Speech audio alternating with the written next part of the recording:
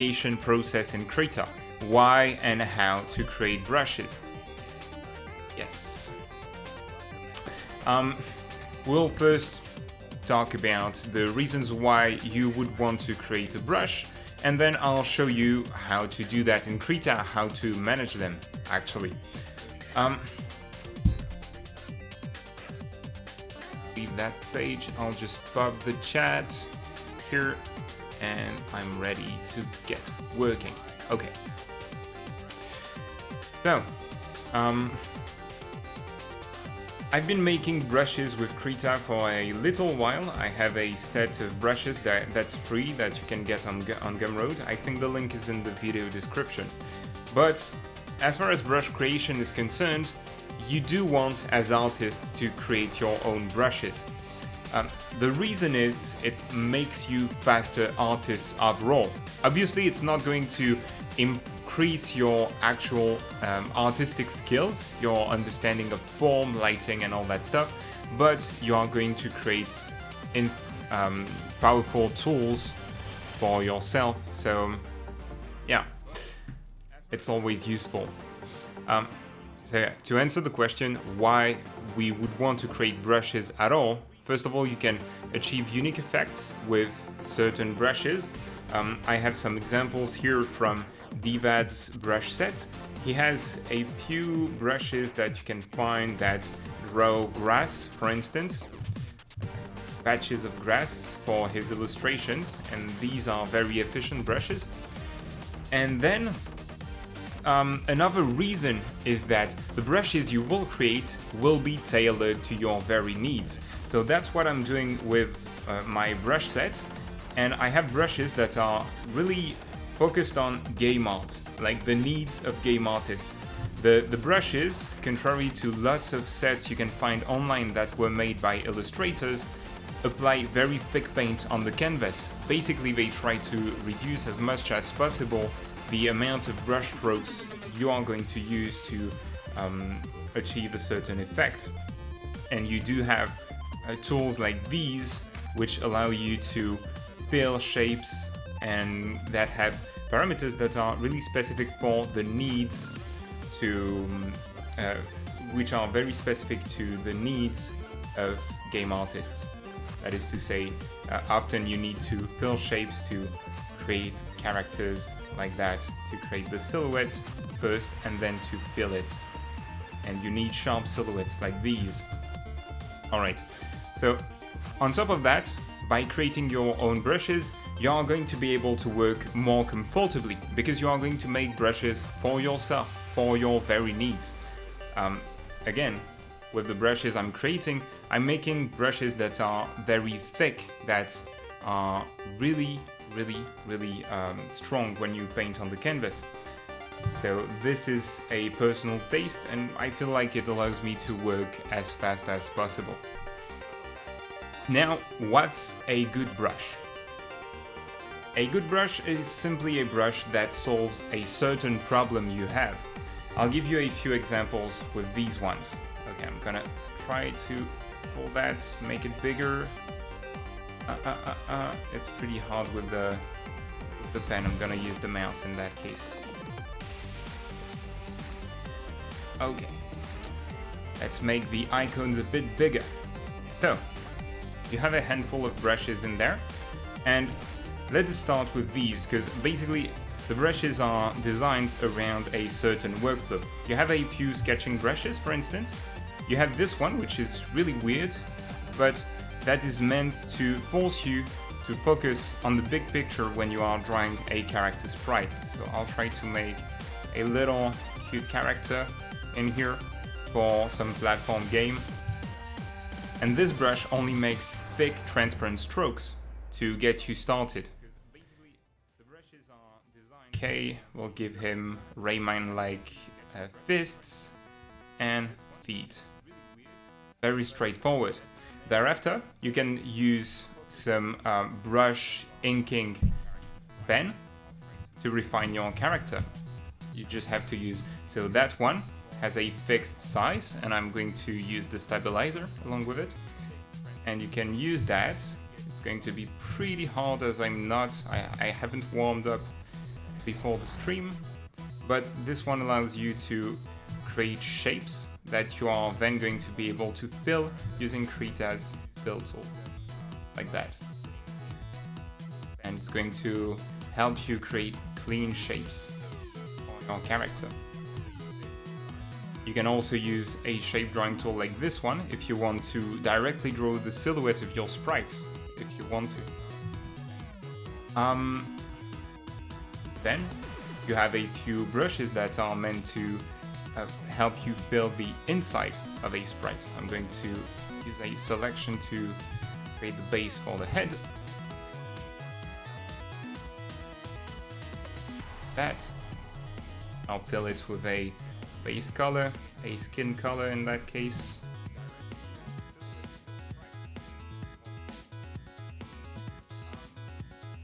Right.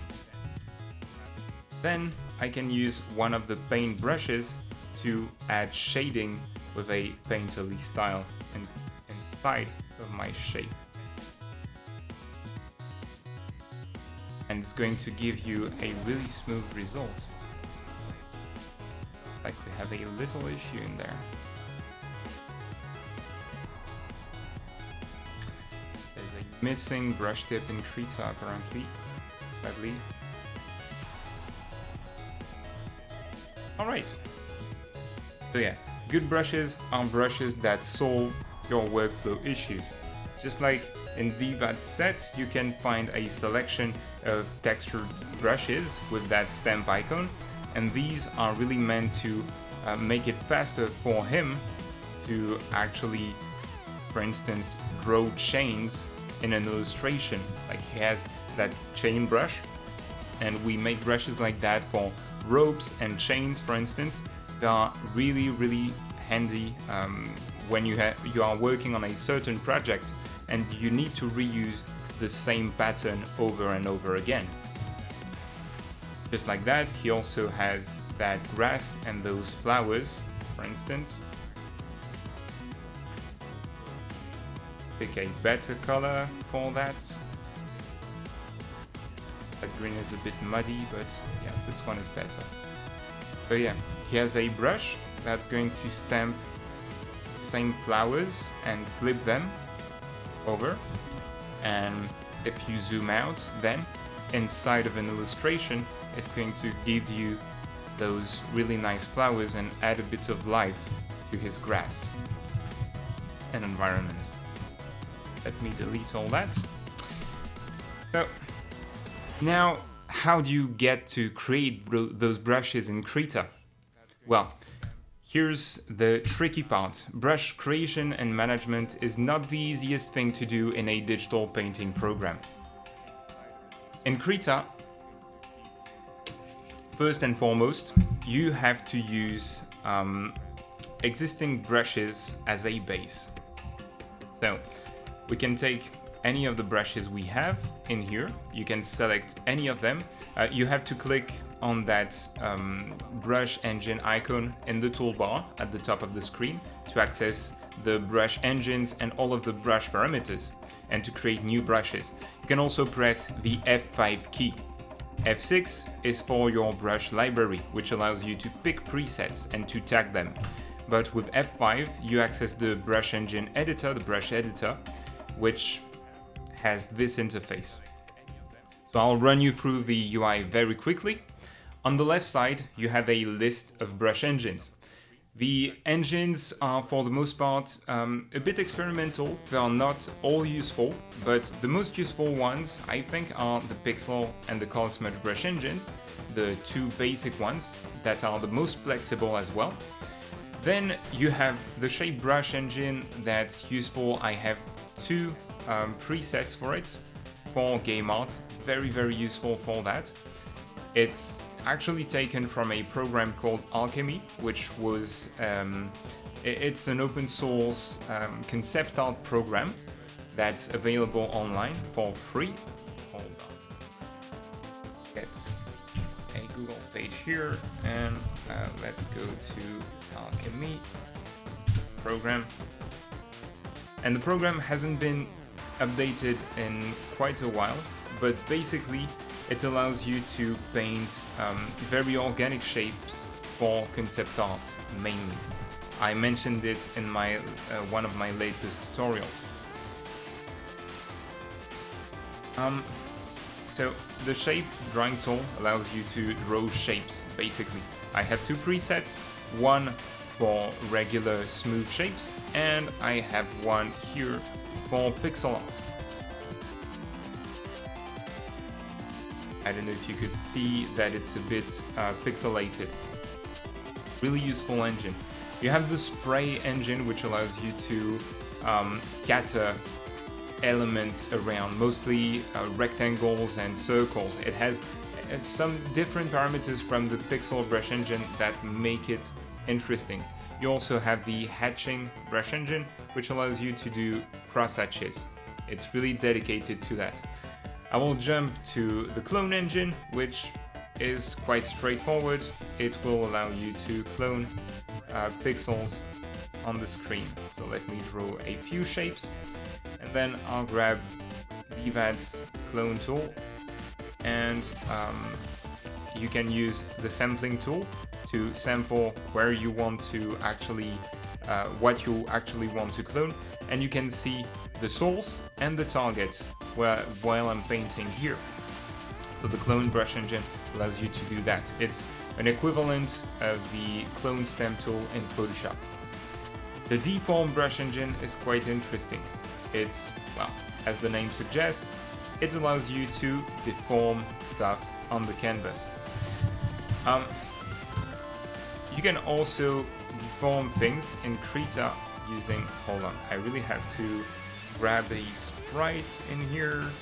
Yeah, I'll grab some quick and dirty image there, just to show you the effect of transforms in Krita. And I'll also crop the document down because as it's very big, it's a bit slow to update. Alright.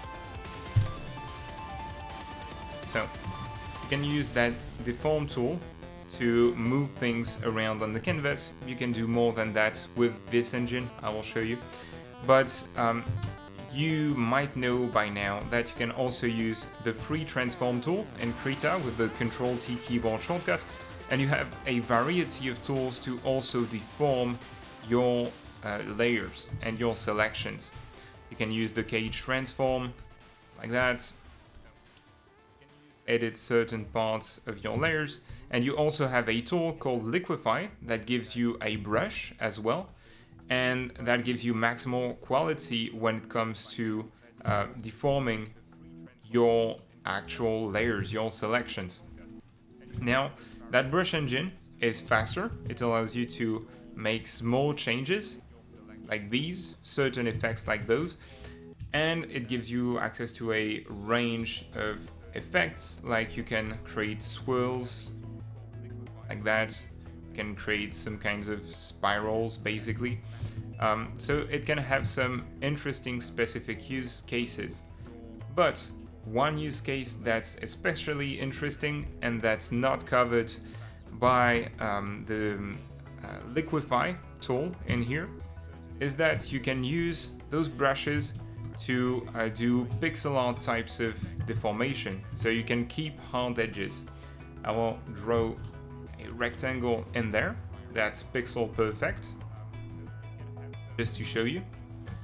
And then I'll grab one of my pixel editing presets, and you can see that it keeps the pixelated outline in here. So you can really do all kinds of effects for pixel art, like ripples on water, and you can also use it to create swirls and start to create curves on your pixel art. It will mess up your outlines a bit, but it's very useful as far as sketching is concerned in pixel art. Now, there is one more useful brush engine, which is the filter brush engine, Tangent Normal. I've made a few tutorials on that if you want to check it out. It's also interesting. It allows you to achieve some really nice effect, but it's more for 3D artists. And then the filter brush engine is the last one I'm going to mention tonight. It allows you to apply a filter directly with your brush. Basically, most of the filters you can find in here in the various categories of Krita, not the gimmick filters. And it's mostly interesting if you want to add noise to your painting, or if you want to blur with the Gaussian blur, or sharpen your painting with the unsharp mask effect. Then, aside from that, I recommend using the actual filters from here, or directly using the filter layers, like that, along with a mask to, for instance, desaturate only part of your painting. Brush in there, yeah. So you can then use those filters to only desaturate certain parts of your painting and all. So yeah, I really recommend using that as it's non-destructive. One question from MeTV: how did you get into your job? Well, actually, I made my own company, so I created my own job. And then before that, I've been making art, created portfolios, been in touch with clients, I've been contacting companies over time. It's a really long story and a complex, slow process. So I think I'll make videos about that someday, as soon as I have time for that. All right. So we are going to see how we can create new brushes. Again, I press F5, I click on my pixel brush engine because we are going to create a pixel-based brush. And then I have to select any brush from around here that I want to use as a base. Let's just say we want to create some kind of inking preset like this one. We are going to start with basic presets just so you understand the basics of brush creation. So I'm going to pick one of my sketch brushes. If you have the default Krita brushes, which I removed in here, you can use one of these. Just take one that has an icon that looks like not a brush, a pen, basically, and you should be good to go. The first thing to do is to change the name. What allows us to create a new brush is adding a new name. So I name my brushes using a prefix, GDquest in my case. You can use your own name if you want. And then I try to make the most descriptive name I can find. So in general, for inking, I follow with ink, and then I add a suffix to give a sense of what the brush is designed for. It can be sketching, it can be for outlines, which is different. Like sketching is more for rough lines, and if I say outlines, it's really for the inking job once you have your final sketch. I might make an inking brush like called Rough.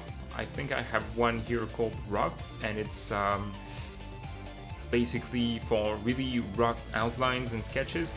I also have one called Brush, which is a kind of like a brush tip pen in natural media. And here we are going to call it GDquest Ink Test because it's going to be a test.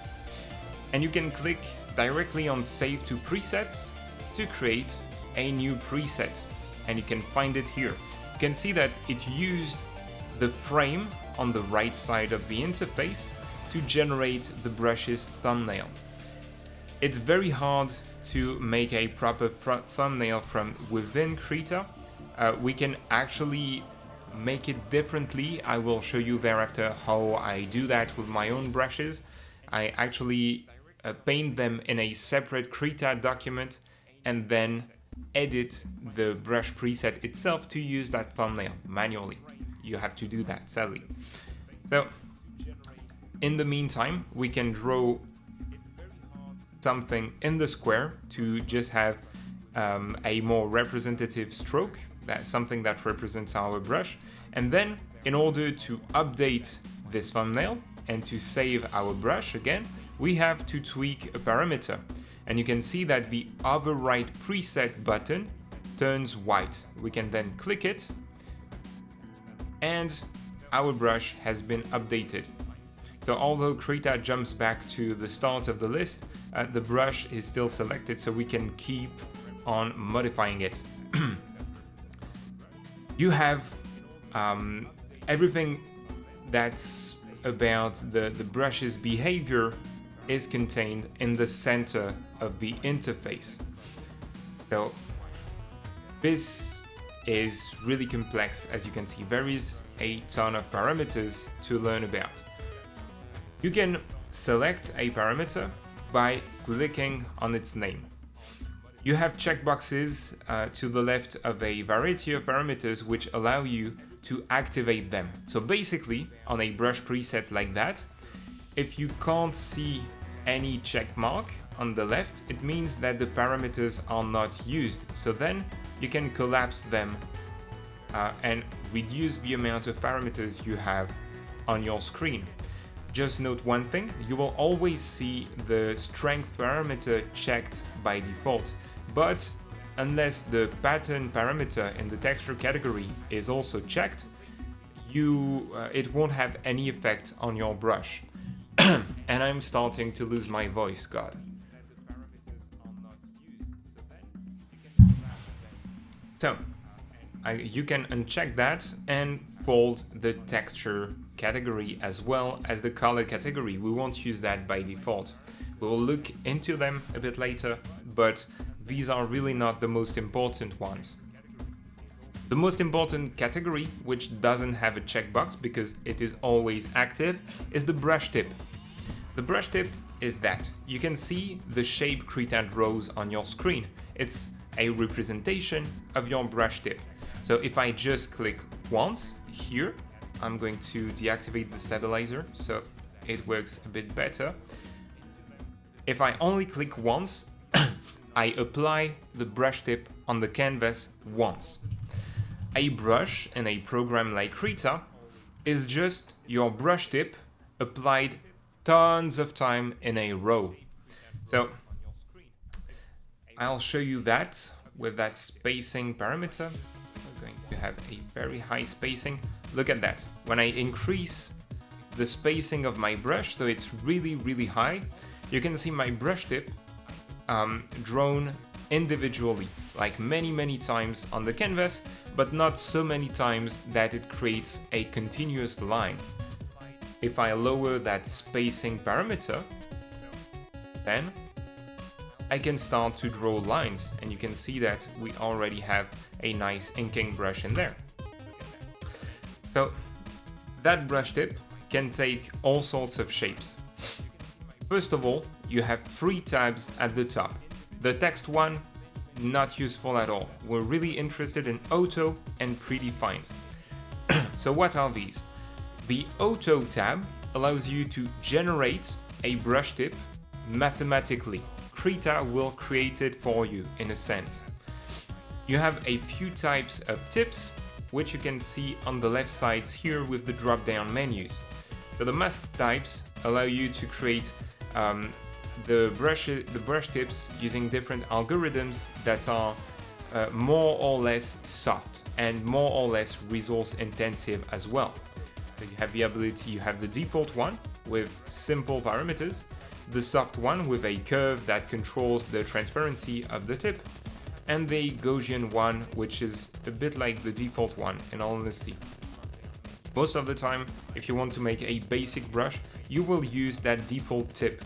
Making brushes, we often make brushes using round or circles or squares. It's very common in digital painting programs, be it with Photoshop, with Paint Tool, Sai, or anything, really. So if you look into various brush presets, and I can show you that, you will see that sometimes it jumps to another tab and another style, but most of the basic drawing presets, I'm going to show you with David Revoi's brushes as well, you can see that it's using that default type brush, sometimes that Gaussian type, but in all honesty, it doesn't make a huge difference. Okay, so let's get back to our brush. The way the default brush works is like that. I'm going to make it big just so that we have a big preview. Okay, the first parameter at the top here, the slider, controls the brush size, which you can also control at the top of the toolbar in Krita or by pressing the Shift key and clicking and dragging on the canvas. The ratio changes. Okay, there's something to optimize here in that brush already. So the ratio will change the X by Y size ratio of the brush. So basically, if you lower the ratio, the brush tip will be squashed in its height. If you leave the ratio at 100%, you will have the original shape, be it a circle or a square. Okay, so the ratio is used to create flat brushes like that, and otherwise often you will want to create circles. The fade below that allows you to control how smooth the brush tip is. So you can lower the fade to make a brush that resembles more an airbrush. See that in here, our brush is a bit thick, so we don't have too much smoothness around the edges, and we are applying it a bit too much to get really an airbrush style, but yeah, we can create some kind of airbrush that way. We are going to leave the fade pretty high. Just note that if you leave the fade at 100% or at 1 and you deactivate that anti-alias box,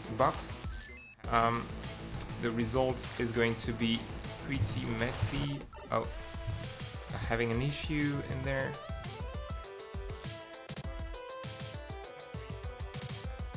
A little problem. Didn't update properly. That happens sometimes with Krita 3. Or maybe it's the flow and the opacity that are getting in the way. That is strange. Oh, it's the softness parameter. Sorry. Yeah, the softness parameter that was active here on our brush changes how soft the brush tip is. So yeah, going back to the brush tip, if you deactivate the anti-aliasing and you put the fade to the maximum value, you will get some pixel art brush. How cool is that? And then if you reactivate the anti-alias, you will get a really sharp drawing brush. Let me drink a bit of water.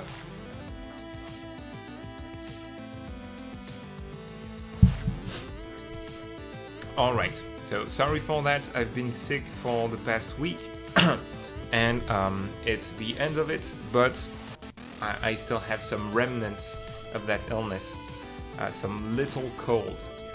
Okay, so then you have a few more parameters. If I lower the ratio of my brush tip, I can change the angle of the brush to create some calligraphy drawing brush. I'm going to lower the spacing, so we have, you can see that really nice calligraphy-like angled flat brush. So that's how you achieve calligraphy effects. Lower the ratio and change the angle of the brush tip. Then you have spikes.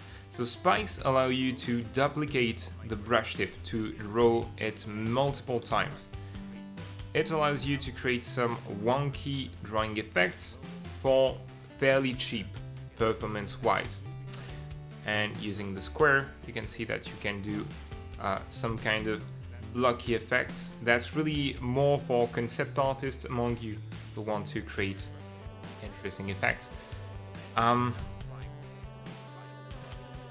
see someone with a sad face. Just tell me if you have any questions or want to see something else or have feedback on the stream, because if you don't comment, I can't know if it's interesting or not. Okay. I'm going to lower the spikes again, get the ratio back up, and get back to a circle brush tip. You can add some randomness to the brush, and it's going to basically add noise to it. And then you have the density that kind of does the same thing, but it tends to subtract areas of the brush tip. Last but not least, the spacing effect will change how often your brush tip is replicated on the canvas.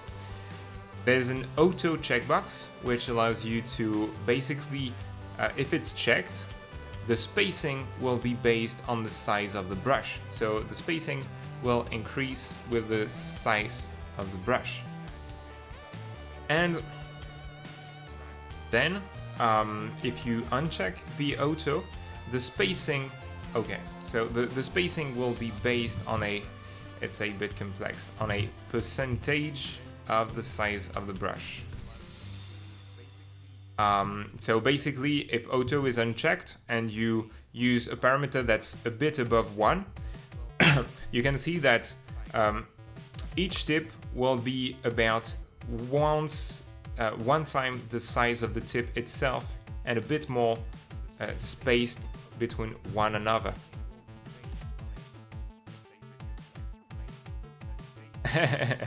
We have a nice comment. Please quit peddling this crappy software. If you have Manga Studio or Photoshop, there's no point in using this. No, that's not true. Actually, I use Photoshop aside from Krita, and Photoshop is a very large all-purpose software. You can see the icon at the bottom of my screen because I do work with Photoshop. Krita just does not do everything Photoshop does. However, as far as Manga Studio is concerned, Krita is free. It is open source. But then I must say, it is really good as far as painting and drawing is concerned. Manga Studio is really nice, and it does have better performances than Krita. That's Krita's main weakness. But it's really worth supporting open source software. You will see as more and more features get added to Krita. Krita already has some unique things, especially for game artists, that you don't have in Manga Studio, like the wraparound drawing mode, the transforms, the ability to use filter layers, like in a photo editing program. You have a lot of tools like these, but you also have Python programming that's coming, and that will allow even people who use Blender and other programs like these, and professionals like me, this will allow us to create our own plugins very, very easily. And I'm in touch with the developers, so I know what's coming all the time, and you have some very good features coming to Krita all the time. And the thing is, one thing is that actually new features come much faster in Krita than in any other program, despite the developers being just a handful. So it's really worth following. You'll see, Edwin, that in a few years, I can tell you, Krita will be ahead of Manga Studio in a few areas. And yeah, it's still buggy every now and then, and that's just the lack of manpower as far as Krita is concerned. But open source projects, when they are successful like that, it's like a snowball effect. So then they only get more people, more funding, and development never stops. You know, it keeps going at the same pace. Like proprietary programs, on the other hand, the new features tend to come slower and slower.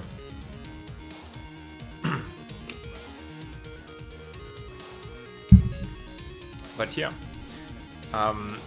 In any case, I'm sure any of you can follow some of the tutorials not using Krita and looking at Krita as a point of comparison with your own program. I'm sure you'll see some things will be better in another program you used, and some things will be unique to Krita and very cool. But yeah, I've been working professionally for a few years now using Photoshop, and I can tell you nowadays I prefer to draw in Krita when I have the opportunity, despite the limitations. And yeah, it's a matter of taste. I find the UI really focused on drawing. It's really cool for that. And I've worked with Manga Studio as well, just so you know. Okay, back to brush creation. So we've talked about the brush tip. I was not very clear with the spacing, but okay, let's move on. You have the ability to set the blending mode of your brush directly in the brush editing tool. I'm going to draw a tip and save my preset again. Okay, so you can save a brush blending mode along with your brush. Most of the time, I'd say don't use blending modes like color dodge and multiply and stuff like that in your brushes, simply because in Krita, if you press Shift and Alt plus a letter, so if I do Shift Alt N, you can see my blending mode changing up there. So if I press Shift Alt M, it will switch to multiply. If I press Shift Alt O, it will switch to overlay. So you can probably switch blending modes very fast by doing that if you just learn a handful of shortcuts. That's why I tend not to use special blending modes in my brushes. But there are a few you might still want to use in your brush presets, and these are erase. If you want to make a brush preset that's only an eraser, and you then access from here, from your shortcut wheel. So that's what David did with his brushes. He has erasers like that, which have a certain feel to them, a very precise feel and use.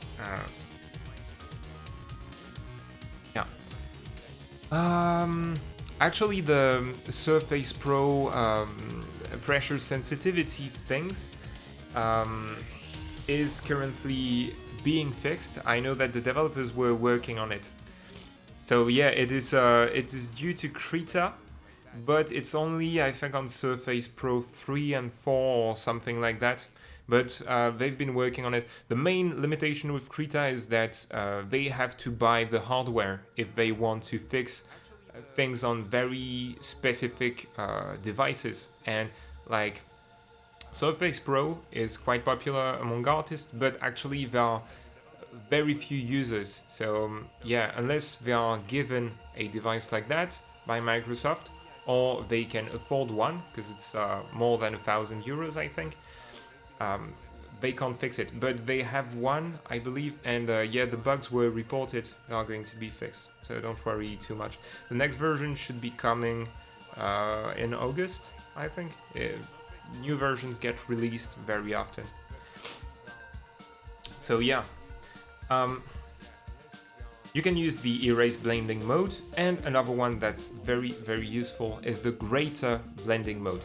So this one was added in Krita 3, and I'm using it on one preset here. I thought I had it on a... Yes. I forgot to save it most likely, but normally on the shape drawing preset I should have that greater blending mode. So what it does is, when you set the opacity to a certain level, well, you can keep drawing your shape in a transparent fashion. It will clamp to that opacity value, and it will preserve your opacity. If you are working in normal mode, you will get those overlapping effects that can look really bad. So that is really useful when you have a you are drawing a sprite, let's say we are doing some kind of bush, like that. Great game. Crap. Something very stylized. And you want to add shading on top of it. I'm going to create a clipping group for that. A darker color for shading. Use the greater blending mode and paint. I'm gonna change my opacity with the I and O keys, and it's not dark enough. Okay, I just had to paint on that layer. And yeah, I can start doing things like these. And on my layer, the color is partly transparent. And yes, I'm able to draw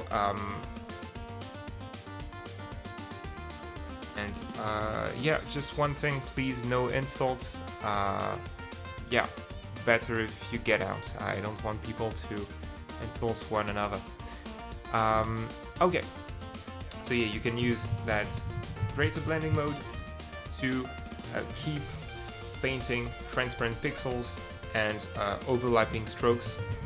It's also good when you have smoother brushes. If you use that greater blending mode, you're basically able to paint really smooth shapes, and it won't go beyond a certain opacity level. So these are the blending modes you might want to save with your brush, because if you pick a blending mode here and you overwrite the preset, it's going to get saved. I'm gonna move back to my demo ink test thing. You then have opacity and flow. In case you don't know, yeah, let's keep the chat friendly. Don't worry. Sometimes you have people who are pretty aggressive online. You can't do much about that. So yeah, the opacity parameter allows you to modulate the opacity of the entire stroke. I'm going to talk about flow and opacity just so you know the difference. So here's opacity. It allows you, based on my pen pressure here, I'm changing the opacity of the stroke. So if I press lighter with my tablet, with my pen, the stroke is going to be light. If I press hard on my pen, it's going to be pretty thick and opaque.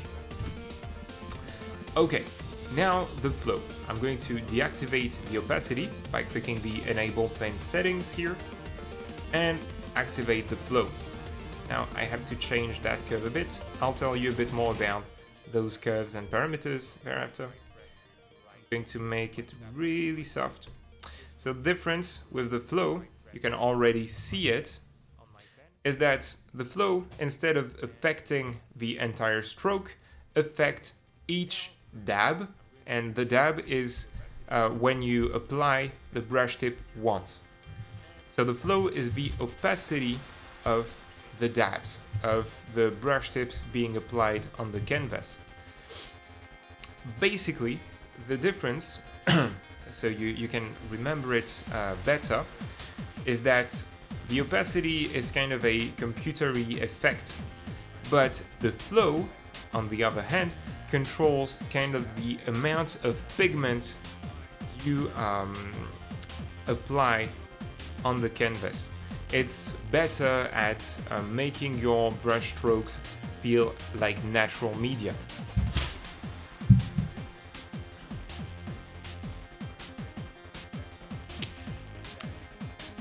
So the flow is something you use a lot when you want to make airbrushes, for instance.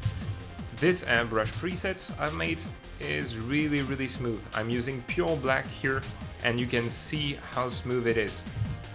In order to achieve that effect, I'm using both opacity with a certain curve and flow on that preset, so that both the stroke, I'm able to modulate the opacity of the entire stroke, but also the opacity of each brush dab to create that very smooth shading brush.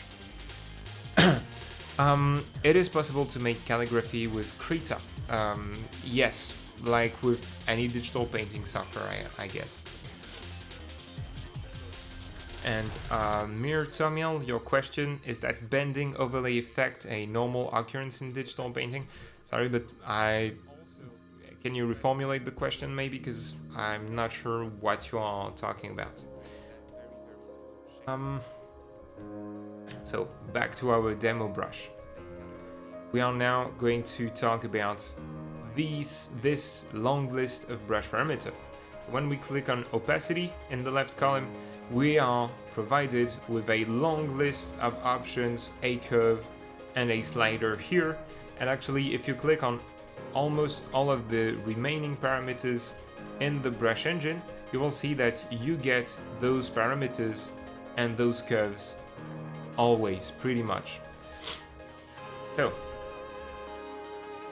these are all the parameters you can control using your pen tablet. Krita is completely optimized for pen tablets. And in general, you don't want to do digital painting without a drawing tablet. Well, the list on the left is all of the input parameters you can use to control that specific parameter, that specific effect you are currently in. So here for the opacity, you can see that the opacity at the top is set at 1, which means that by default, if I disable the pen settings and I paint, all of my dabs will have an opacity of 1. If I lower the opacity, you can see that this is the same slider you have at the top of the toolbar, and set it to 0.54, I'm painting with black, and actually the opacity of my brush is at 0.54, so it's half transparent, pretty much. And if I paint over it, you can see that I can add pigment and make it look more and more black. Then, so that's our base parameter. Then if we enable the pen settings, our pen will start to modulate the effect. So here I have the pressure subparameter active. This means that here you can see the curve. Basically, on the x-axis you can control the pressure, and on the y-axis you can control the output opacity. So if I press very lightly, you will get very transparent strokes. I'll be around that pressure level. But if I start to press hard, you will get opaque strokes, and I can change with the height of the top point here, the maximum opacity we can get. So basically here, that point is saying if I'm at 75% pressure, I'll get 75% of the maximum opacity that is set at the top. And you can see that if I start to press even really hard, I'm pressing as hard as I can on my tablet, I still get transparent strokes. If I lower the maximum, same thing, you can see that I'm pressing as hard as before, and I'm only getting 25% of that opacity slider. Now, if I reduce the opacity here, and I set the curve back to the maximum, and I press hard, I will only get 50% opacity, simply because that is where the slider is at. This slider sets the maximum opacity I can get. In general, opacity and flow, and even size, you will want to control with the pressure parameter. Just like with the parameters in the left column here, the bigger ones like size, mirror, and all that stuff, you can check something to activate the corresponding parameter. If you have enabled the pen settings, you must have one parameter active. You can't remove the last one. We'll talk about other parameters, but most of the time you don't want to use others than pressure and maybe fuzzy and fade in the case of opacity. Fuzzy makes a random result, and fade gives you a fade over a certain length. So basically, if I input 68,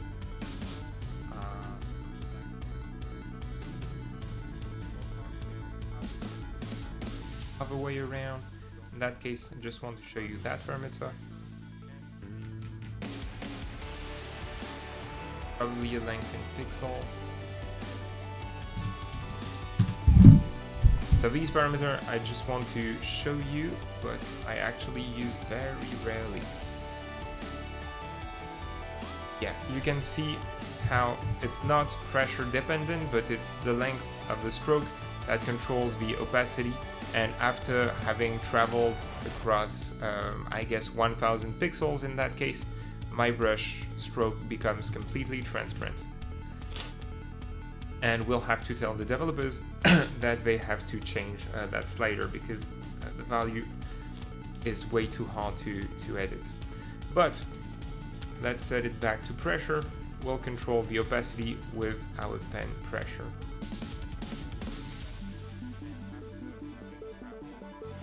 So in general, for opacity, a basic way to set it up is just like that. You have a straight line, so that when you press lightly on the canvas, you will get low opacity, and when you press really hard, you will get opaque strokes. Then you can add points to customize the curve, to change it to your liking. I can't tell you how you should set it. It's based on your style, on your taste. So that curve, basically, you can arch it up or down by adding a point. You just have to click and drag on it, and you can drag the points outside of the curves editor to delete them. But if you arc it up, if you want to know if it's working for you, just test it out. Make an illustration, a small drawing with that, and if you like it, you keep the parameters. That's the only way to actually find the right curve. There's no magic in there.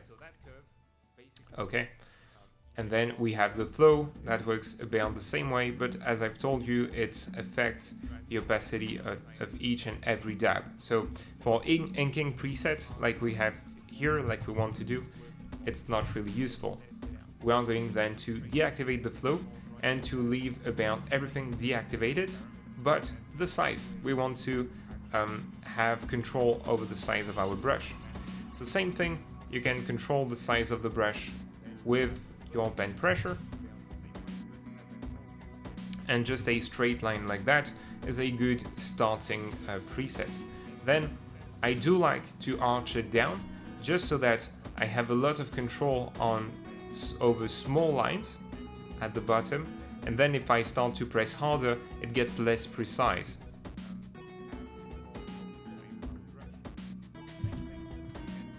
So a few questions. Thank you for the brushes, for downloading the brushes. Yes, when the opacity is lower than 100%, the brush strokes will overlay each other unless you use the greater blending mode. Then they won't. And you're going to get very clean results. And what's the size of the canvas and more or less the size of the brushes that are being tested? I never work with huge canvases in Krita. I try to keep actually my documents pretty small. So here it's 1400 by 800 by 900 pixels. I cropped it. I used a preset but then cropped it. So it's about the resolution of the screen, roughly, of the viewport in here. And then the brush is 65 pixels big. So you get 65 pixels when I press really hard. Oh, it's tickling my nose. Sorry.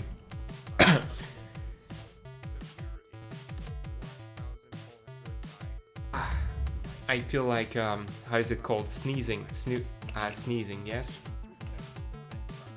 I think that's the word. Sorry for that. I think I won't keep the stream very long today because I'm a bit sick, as I said at the start. Okay, so our size, I like for an inking brush to have a curve that's a bit like that, so I have maximum control over small sizes, and then if I want to brush harder and faster, I can as well. And as far as the opacity is concerned, one thing is, I do like to keep a little control over opacity even on inking brushes to give them a natural feel, so that they have that kind of light look when you actually paint with really light strokes. Activate smoothing, so again that results. Yes, you can see already how we are getting a nicer brush. So here we have, with a size of 65, the size curve I showed you, and the opacity curve you have in here, we have a nice, pretty thick inking brush, but we can have a lot of control over the thickness of our contours. So this one can be useful when it comes to inking a sketch, or to get a really comic book-like effect, right? A preset like this one.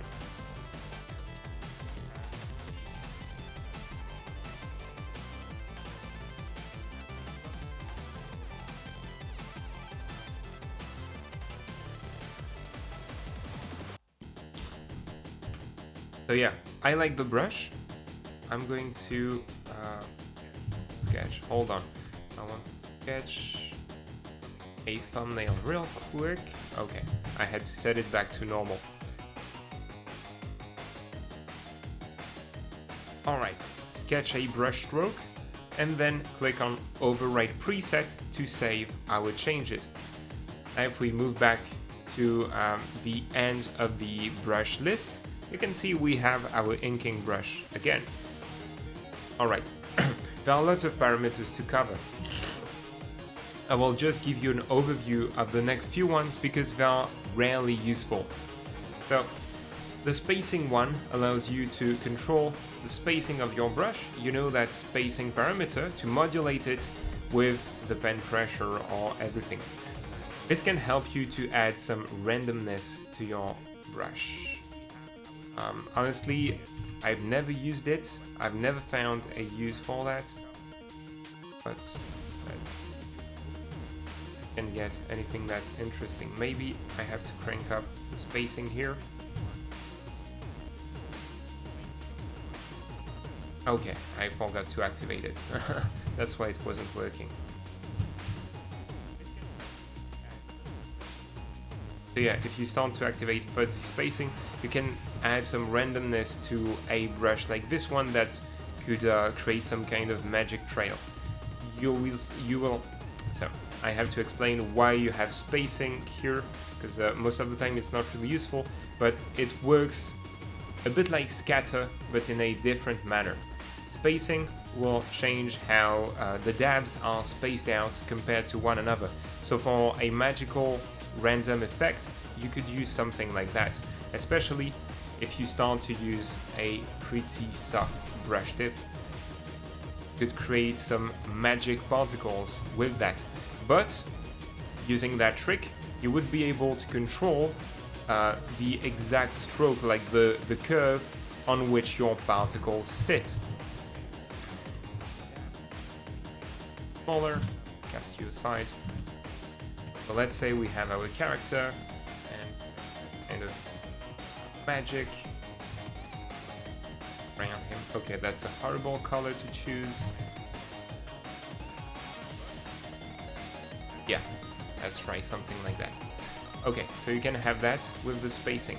And with the scatter parameter, you can see your dabs scattered around the stroke.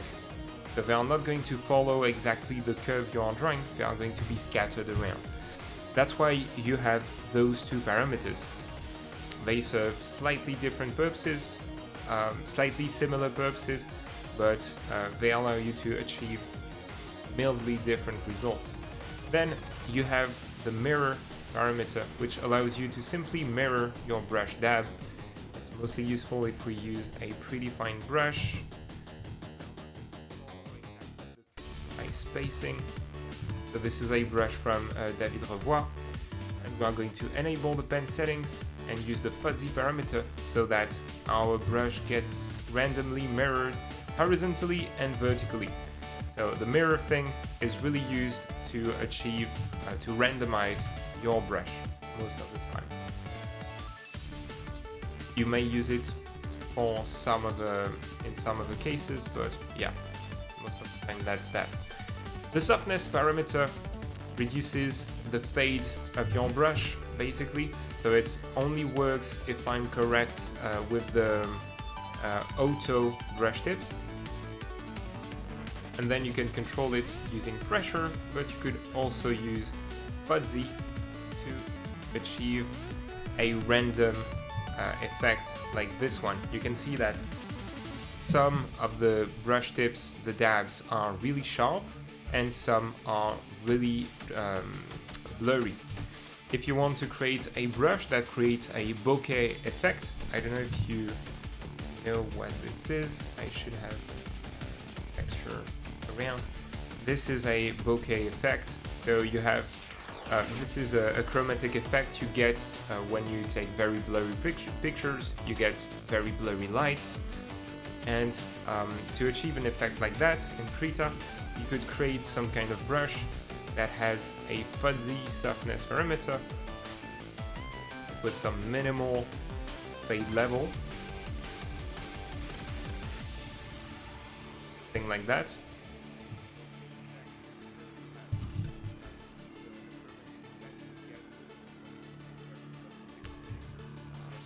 The range is still a bit too wide.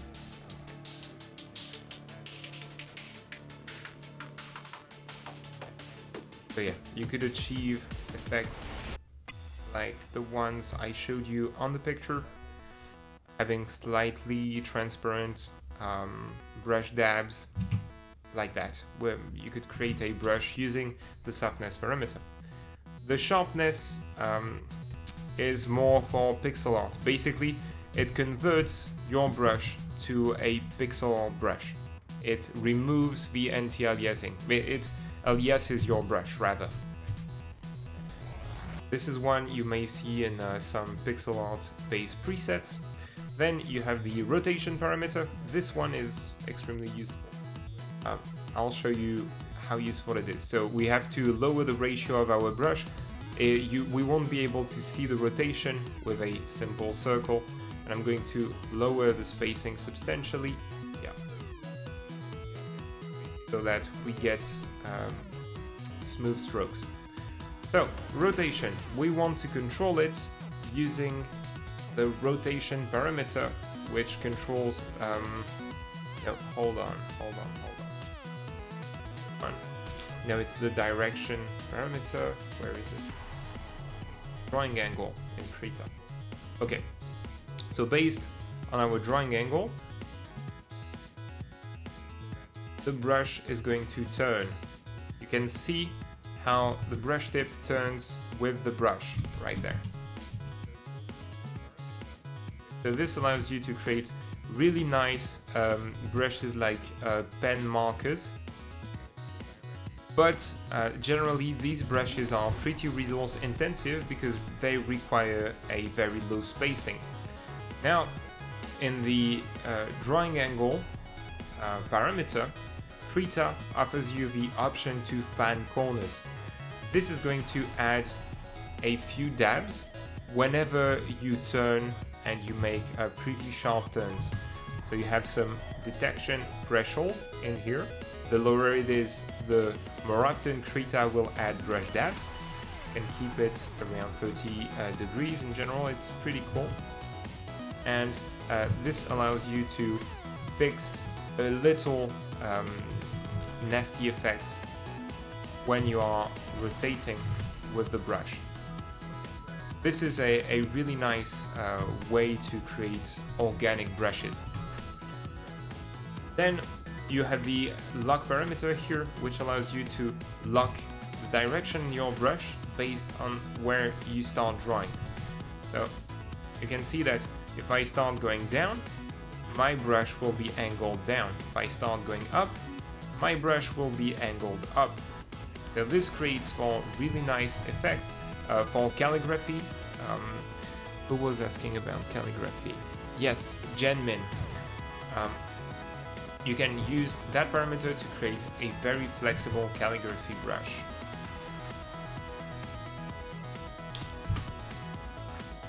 Okay, so that's it for the rotation parameter. Scatter allows you to scatter brush dabs around. With a flat brush like that, you can make a really nice effect. I'm going to change the size curve a bit and lower the ratio even more, and you can use that correctly. I have to see.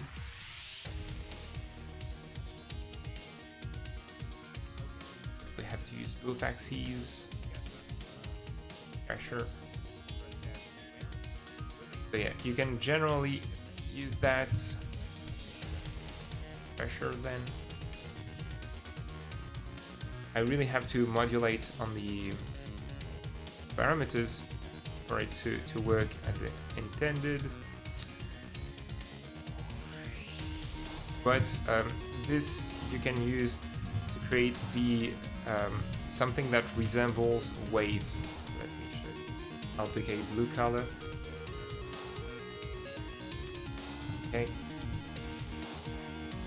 I'll add a clipping mask to it with the stabilizer.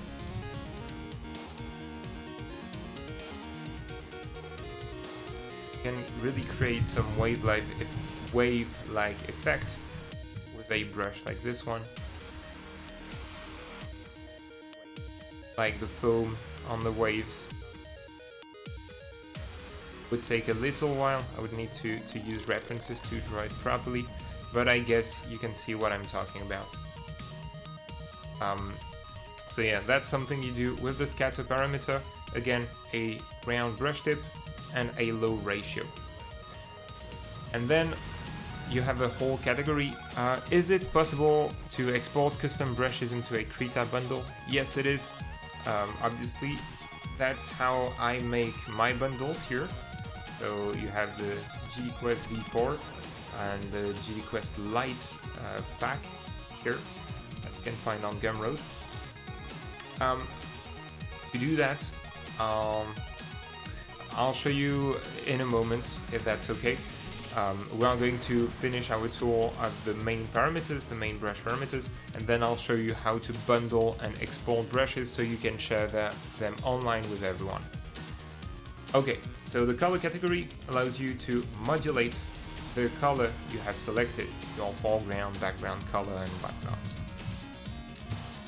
Lower that size.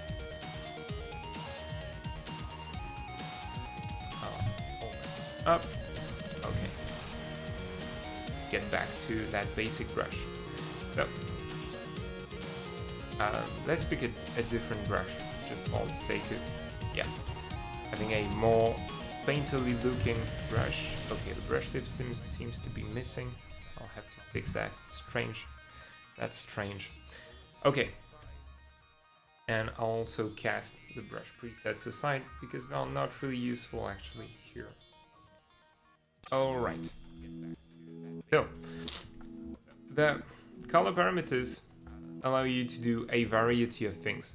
First, if you click on source, you will be able to choose from a few options.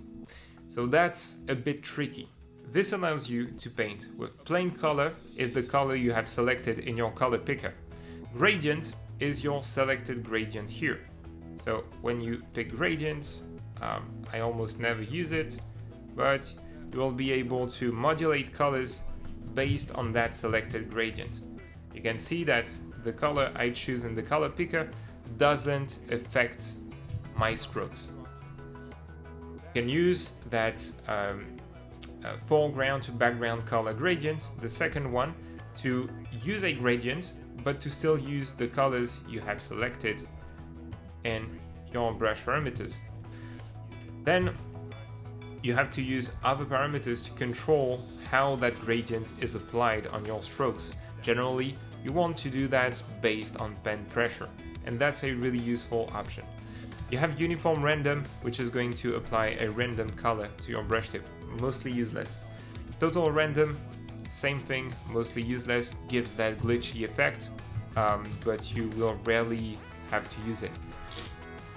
Pattern will use your selected pattern to paint. It will apply your pattern like a texture directly on the canvas. Not very useful. You don't really want to work that way. Locked pattern, same thing, will apply your pattern, but if I'm correct, the pattern will follow the brush instead of being applied like a, how is it called? A stamp. Like as if it was sitting over the canvas and you were using an airbrush through something.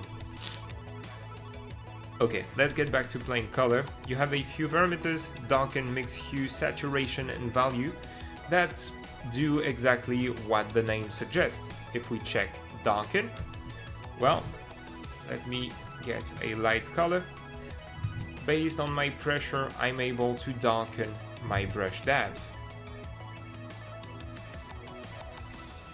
Original brush back. Okay, so here you can see it's connected to pressure. And I'm able to modify the darkness of my color, the color that's being applied, based on my pressure.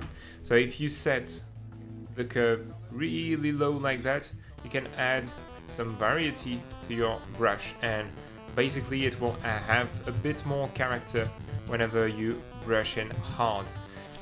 The mix controls basically how you go from the foreground to the background color. You can have it active based on pressure, but it works obviously with the gradient thing. Let me get two very different colors. Okay, just so you can see. Active. Pulse is gradient. Mix is active. All. Okay, you can see it better in that order. So if I press very lightly, I get my foreground color, my currently selected green. And the harder I press, the more it leans towards that background color, that gray. If I pick a more extreme set of colors, like that, if I paint lightly, I'll get some orange, and as I press harder and harder, it transitions towards that purple.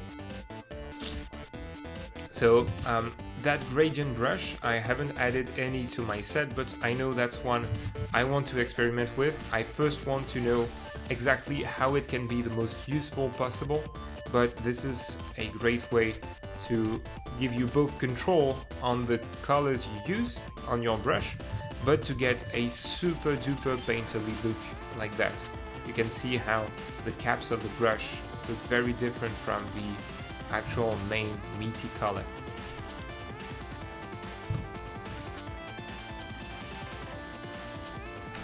Then the hue allows you to affect the hue of your color based on pen pressure and all, saturation, value, do what the name suggests.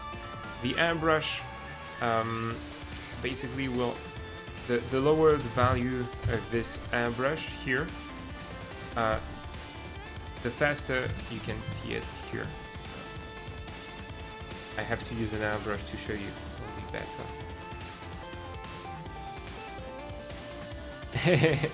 That emoji, yeah, it looks a bit sad. Get an airbrush in here. David, no, he doesn't have the airbrush parameter. Okay, so the airbrush, the lower the rate, the faster the dabs get applied, like stacked on the canvas, for as long as you keep pressing on your key. You can see that I'm not moving the brush around, but Krita is applying that dab many times in a row. And if I move, basically it allows you to do like a regular natural airbrush. You're welcome, Wesker. Thank you for being here. It was a pleasure to have you as well. See you.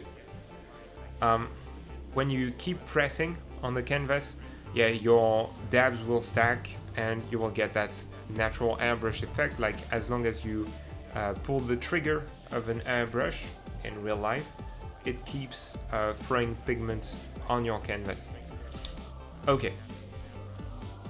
We have that painting mode. It is explained in here in Krita. Krita offers the choice between two painting modes, build up and wash. The first choice builds up color while painting in one stroke.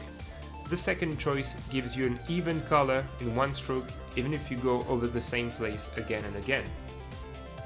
So that's, let me get back to the airbrush. You'll see the effect this has. Lower the size. Okay. So basically you can see that my brush strokes are fairly even. Even if I brush on top of my own strokes, it creates some homogeneous mass. However, if I change the painting mode to build up, you can't see it well with the airbrush. Hold on, let me get, yeah, a brush like this one. If I do build up and I lower the opacity, does it work?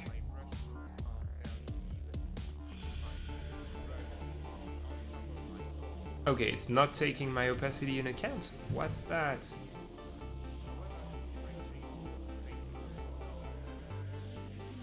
But okay, so that's what happened with the build-up mode.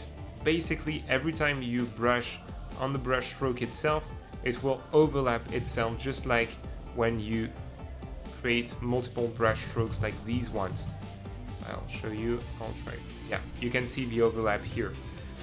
In general, most of the time you will want to use the wash mode, which is the default one, I believe. And we are getting to the last parameters, the texture. So the texture allows you to use your textures, your patterns in Krita as some kind of stamp. Basically, it's like the texture is applied onto the canvas, and when you paint, you get that texture through your brush. I think it currently has some issues, and I will definitely contact the developers about that. I have some notes for them. One is that you can see that I'm brushing really hard, but there are always some white gaps that you can't fill. So you have to design your textures in a specific way for for you to be able to completely fill them in Krita. Otherwise, you have to switch to another brush and to get back on top of the textures to fill them, which is not something I like. It's the texture system in Krita. I guess that not enough people use it nowadays. I looked at a lot of brush presets online. In Photoshop, it's really popular to use textures in your brushes. Very common, and it's really useful as you can achieve unique effects. Right now, Krita is lacking in that area, sadly. But basically, Krita is bundled with a bunch of textures that allow you to break up your strokes in a way that no other parameter can. You can see that you can really achieve unique effects. Another issue it has compared to Photoshop, if some of you know about Photoshop, is that you can't apply the texture on each brush dab. You can only apply it directly on the stroke, which always gives it that you can really feel like you are painting with a stamp, like the texture is static on your canvas and you are really painting through it, sadly. But yeah, that's the texture thing, and the strength controls how much, of that texture you are painting through. Actually, let me check if I do that. Still have a few pixels that you can't paint through. But yeah, basically the strength parameter works along with the texture parameter, and it controls how much color you are putting on the canvas, the stronger you are, the more of your actual color you are painting, and the lower the strength, if I lower it, the more of the texture that is being applied to the canvas, and the sharper the texture will look. Ah, God, my nose is starting to leak now. Give me just a second. I'll be right back.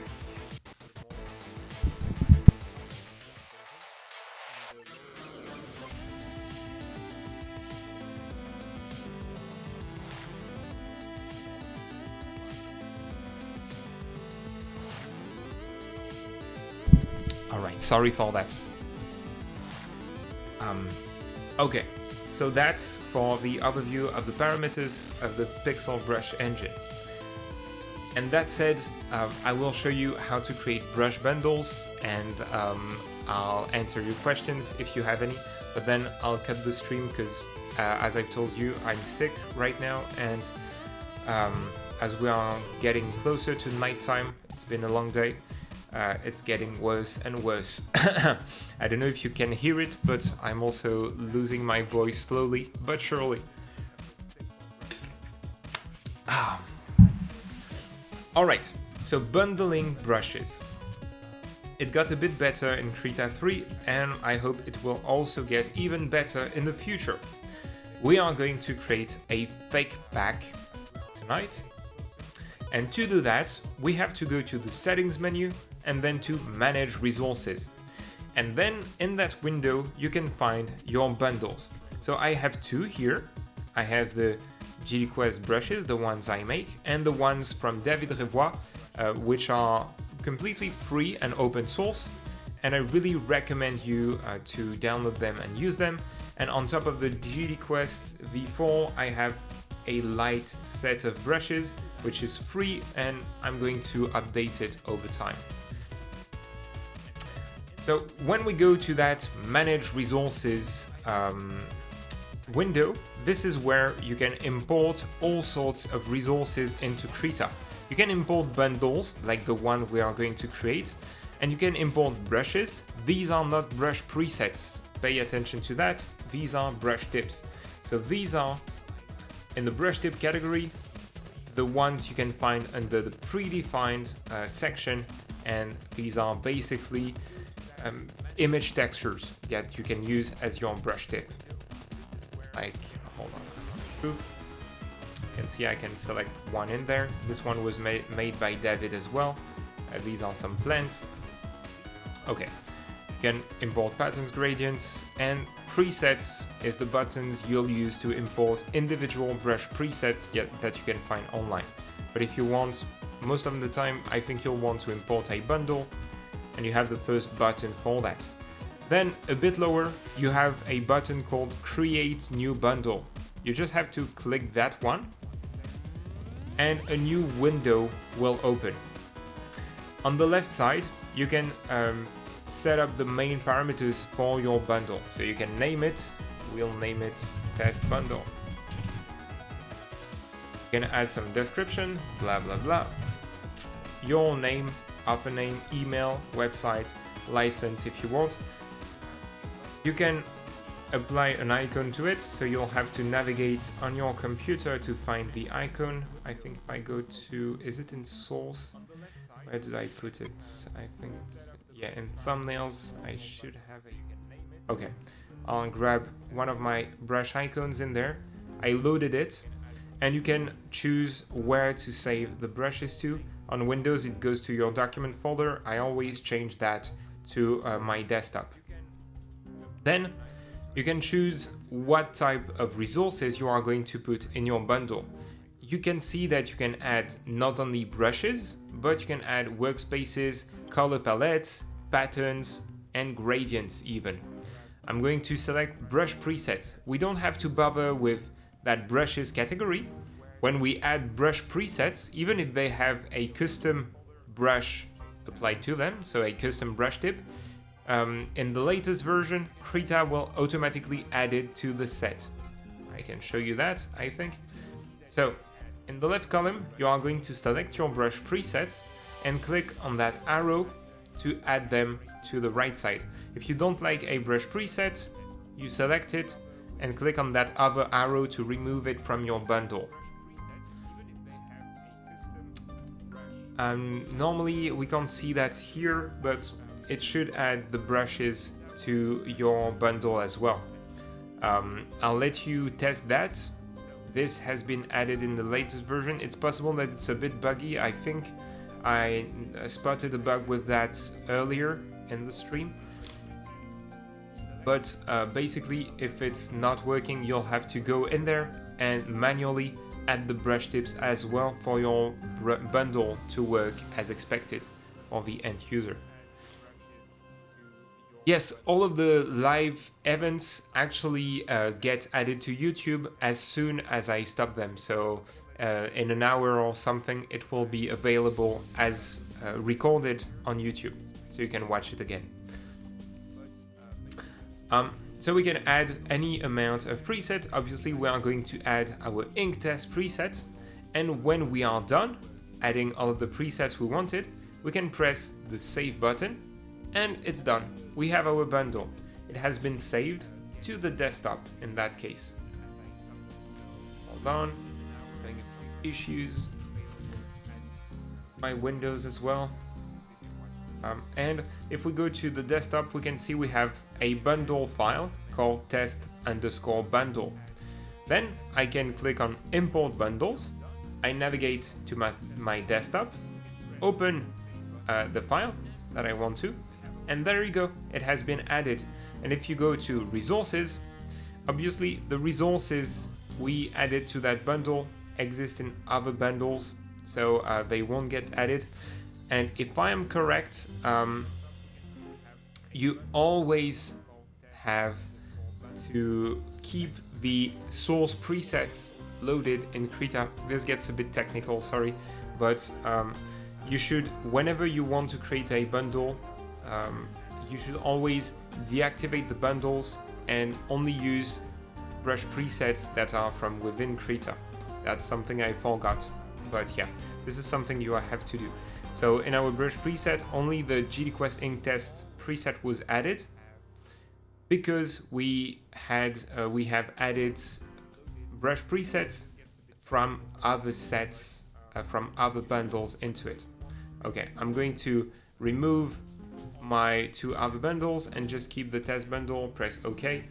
And now normally if we go into all, okay, I also have the source preset, but basically this one should come from our bundle. Okay, so now just a few technical details before I answer your questions. You can, in the manage resources, click on that open resource folder button, and this will open the folder where you have all of the custom data and presets in Krita, okay, on your computer. So on Windows, it's on app data /roaming/Krita on your in my C drive in that case, and you can see brushes here. This is where you will find your brush tips. So I have some custom ones I imported from my brushes, my Photoshop brushes, and a few others. And you have paint up presets, so painting, I guess, operator presets. These are your brush presets. This is a bit of a mess. We can click on that delete backup files button to clean it up a bit. So basically, Krita creates multiple versions of your brush preset just so that when you overwrite some, if you mess up, you can always go back to the previous version of the preset. You can know which version is the right one using the date modified info on your desktop environment. So then, whenever you want to create a bundle, you want to use the presets that are in there and not the presets that are contained in your bundles. Okay, so this means that you need to be very careful with the way you manage your brushes in Krita. This is not the most convenient way to do things. That's why in Photoshop I guess you only have bundles in a sense, and Krita separates the actual brush presets and all the resources from the bundles. It lets you manage them on your own. I'll show you how I manage them. For my brush pack, I have a folder called Krita brushes and a source subfolder. In that source subfolder, I'm using Git to manage my files, so you don't have to do that if you don't want to. This is more a programmer's thing, but I do have a folder called Paint Up Presets, and then I have folder names for the categories of my brushes, and in these I have my brush presets. Okay, so whenever I want to make a bundle, a new version of my bundle, I go back to the Paint Up Preset folder, and I copy my presets back into it, like that. I deactivate all the bundles in Krita, and I make my bundle thereafter. So I'll deactivate this one as well. Click on Create a New Bundle, and then if we go to Brush Preset, you will see I have a limited selection. Oh, you have to relaunch Krita when you want to get all of your brushes. Hold on, I'll do just that.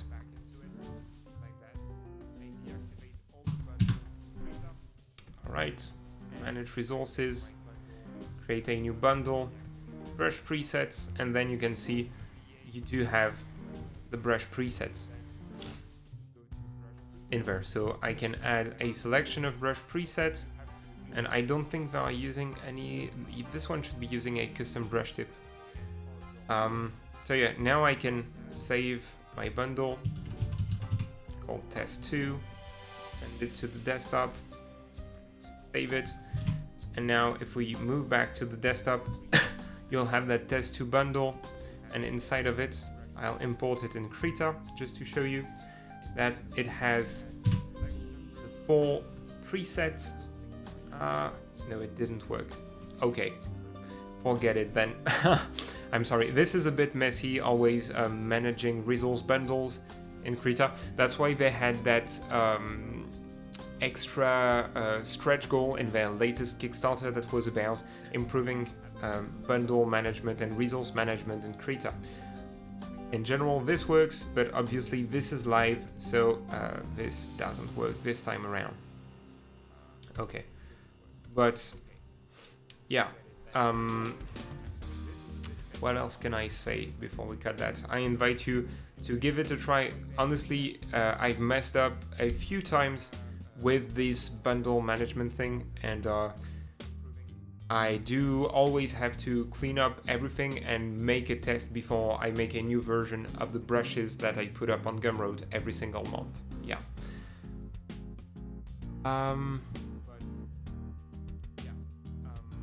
So, Putra Arif, I don't know how you say that exactly, but your question is, I'm using David Rivoire's bundle and I can't make my own brush. Can I copy the setting from the bundle and modify some brush and make my own?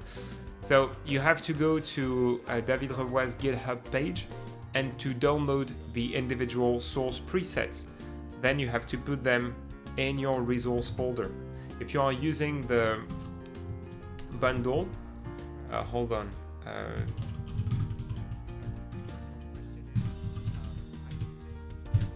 Let's go to the GitHub page here.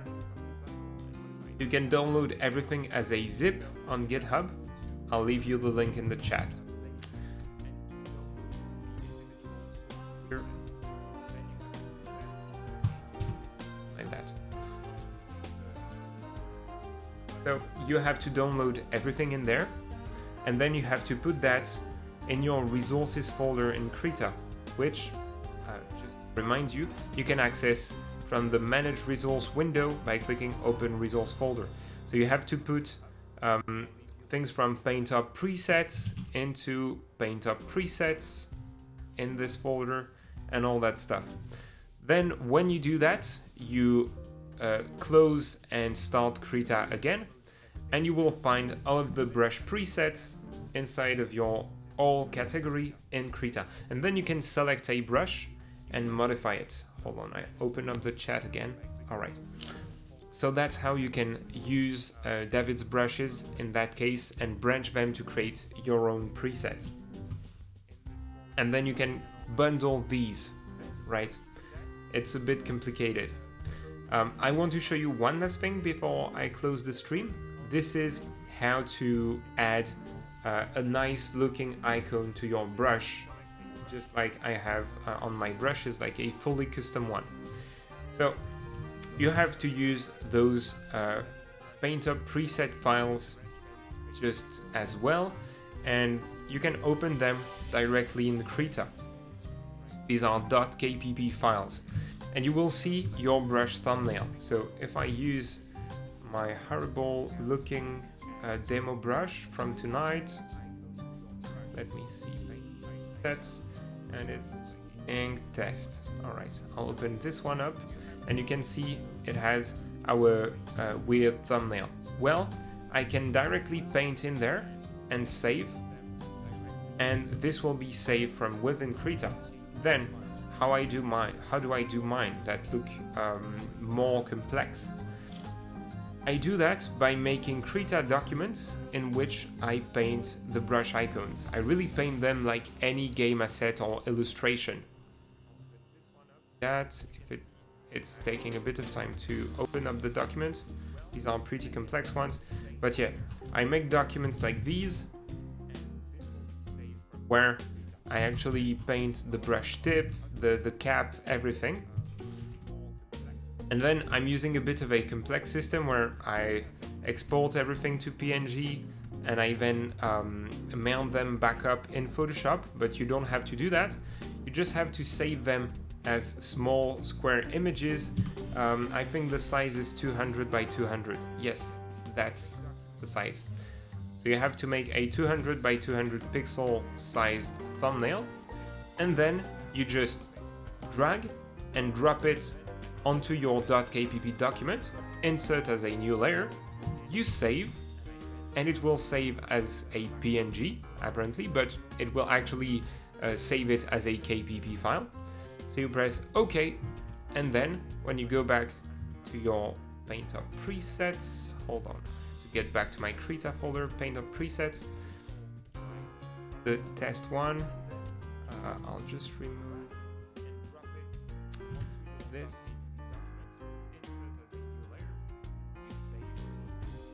and when I open back up Krita, you will see that our GDquest ink test brush will have that thumbnail we added to it. So it has that pink brush thumbnail I just gave it, but it is still that inking preset, right? So that is how you customize the thumbnail. Okay, so before I go, does anyone have any question? We could only cover the basics because brush creation is a very complex topic. As I told you, there are multiple brush engines to look at, and that is why usually people like David or Raman Miranda and Wolfra, one of the developers, other persons, and I create brushes for you and make brush sets. It's just because it's you have to learn a lot of things to do it right, and it takes a lot of time. So one question, is it important for the thumbnail, the brush thumbnail, to be 200 by 200? Yes, this is the actual recommended size by the Krita developers. So when you see that thumbnail in the brush editor here, it is a 200 by 200 square. If you make a larger thumbnail, I really invite you anyway to make it larger and then to scale it down to 200 by 200, so you have a lot of space to properly paint your brushes. And that way you can also do the same thing I've done, which is that I actually painted large brushes, and then I can reuse the icons to make a banner like that for to share the brushes online. So I really recommend that you draw large thumbnails.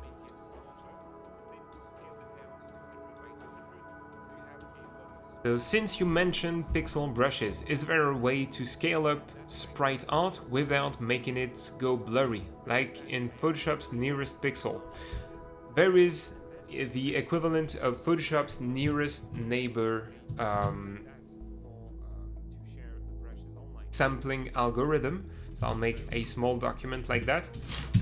In Krita, it's just that it is called box. So this is something you use as a pixel artist, right? If I make some kind of pixel arty brush, hold on, why is it?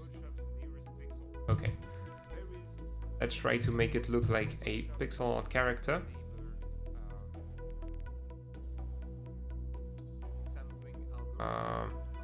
I wanted to make it cool, make it look cool, right, like that maybe. Little torso, little body, and 2 bulky legs like these. Alright, when you press Ctrl-Alt-I in Krita, you can see this is the shortcut to scale the image to a new size. And you have a filter option, and in Krita the nearest neighbor filter is called box. So if I scale to 600, I triple the size with the box filter, you will see that it keeps those sharp pixels for pixel art. Thank you for the nice feedback on the icons. I hope that you like them. They take quite a while to make.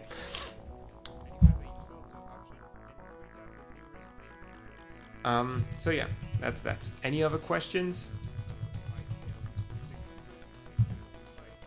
Otherwise, you can always put questions in the video comments. I answer all relevant comments on YouTube, and you can ask me questions on Twitter as well, if you want. Okay, so if there are no new questions, I'll cut the stream for now. Oh, by the way, will you make other pixel art brushes on the pack in the future? Yes, there will be brushes for pixel artists in the brush set. And another question, how long have you been in the industry until now? Hold on, well, how much time has it been? The thing is, I've been studying and making my company at the same time. So not GDquest. Before that, I was working with a really talented developer.